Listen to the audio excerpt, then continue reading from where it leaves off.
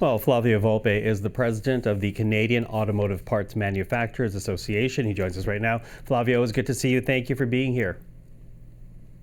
Thanks for having me on. Listen, I want to begin here with Mr. Hines because, one big reason why parliamentarians want to speak with him is because Ottawa is considering legal action against Stellantis. Is that something that should be pursued, or should politicians be wary of threatening punishment, wary of alienating the car company? Look, first I want to say Jeff Hines and that company were big investors and have been big investors in Canada for 100 years. And then especially on this Windsor battery investment that included a footprint in Brampton and Windsor. They didn't invite Donald Trump to lead the White House, and they're dealing with it like everybody else. Times are very tough, and the auto business is 6 and 7% profit business. And so they made some tough decisions that were important for their company, but they've got to face some consequences on it. The tough decision was they had an empty plant in Belvidere, Illinois, and a very persuasive UAW that said, "Look, we need product here." And they have a plant that was retooling in Brampton that had that product going to it, and they chose to make the American stakeholders happy here. I get that, but the people of Canada, through the government of Canada and the government of Ontario in this case, invested heavily with Stellantis. And people like me and Lana Payne, who runs the union at Unifor, spent a lot of time explaining to Canadians, including parliamentarians, why those investments were critical and important and timely. And so I think it's fair for parliamentarians to say to Mr. Hines and the company, what happened, what changed, why did you choose Belvidere, Illinois over Brampton, Ontario, and if you're breaching terms of a multi-billion-dollar agreement, I think it's fair for the counterparty here, in this case, the government of Canada, to say we want you to pay for that. Okay, so we'll see how that all shapes up. But we already know that Donald Trump, and he said so in the White House when Mark Carney was down there, that he does not think car assembly belongs in Canada. Parts maybe, but not assembly. The president of the Business Council of Canada has suggested that that might be an outcome Canada should embrace. But you don't agree with that. In fact, you push back. Why?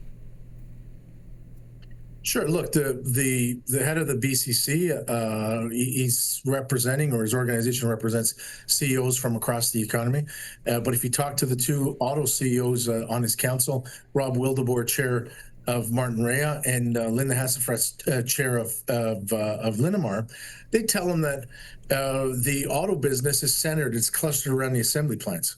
It's kind of like having a restaurant that makes hamburgers, and you say, "Look, I love the fries, and I love the pickles, and we love the sauce, and we could be in that business even if the McDonald's moved away." Well, that's not the case.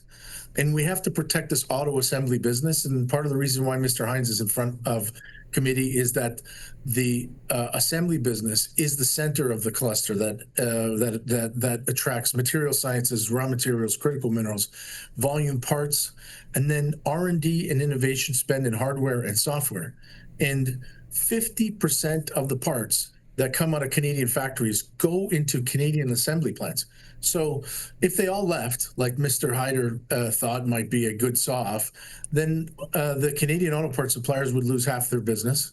And all of this clustering that goes to places like Stellantis in Windsor, that's got an R&D facility, it's got a battery plant and an assembly plant. All that activity, all those pitches, all that working together will happen in Warren, Michigan, or Auburn Hills. And once it's gone, it's gone. I think it's a dangerous slope. We should be appeasing King George. We should be stealing for the fight. Okay, well, stealing for a fight, and one way Ontario has done that, at least, is to run those anti-tariff ad campaigns south of the border. Obviously, the U.S. president does not like that. The U.S. ambassador, from what we heard happening earlier this week, takes offense to those ads as well. Do you worry that Canadian industry will be punished for these, I guess, more political moves that we're seeing on air? I think the president is very sensitive to his party's prospects in next year's midterms. You know, they got a 3-seat majority in Congress, and that could flip and change the whole calculus for him. And so I think probably the thing that he took poorly from these ads is that this Reagan argument, the fact that President Reagan thought that tariffs were a good short-term tool, but that they were bad for American business. I think it resonates in the U.S. And, you know, this yesterday, the senior senator from Kentucky, Mitch McConnell, who was a Trump enabler and platformer in 1.0, said that he would vote in the Senate this week on Tim Kaine's resolution to declare the IEEPA tariffs, the economic emergency tariffs on Canada illegal. And so, of course, the ambassador who speaks for the president, like the speaker in every house in North Korea speaks for their dear leader, is telling Canadians that he's displeased with it. But what he's really doing is telling Canadians just how displeased the president is, and don't take that lightly. Frankly, I thought the argument was a useful one and delivered in a respectful way. And if the White House thought that there was value in the negotiations with Canada, he probably wouldn't have just flicked them away with this excuse. I think there's a lot more at play here. So what strategy do you think needs to be pursued here by Canadian and officials in Ontario? Is it this, you know, tough love, as we've kind of seen with threatening Stellantis and running these ads, or do we need to change course a bit, do you think? Well, I think at the core of it, everybody has got the same objective, whether it's Ontario and the federal government, at least in the auto sector. It's defend that assembly cluster in Canada. So I think they may have disagreement on how to do it. Certainly, we saw part of that play out, but there's no malignant intent on either end to, you know, sideline the others.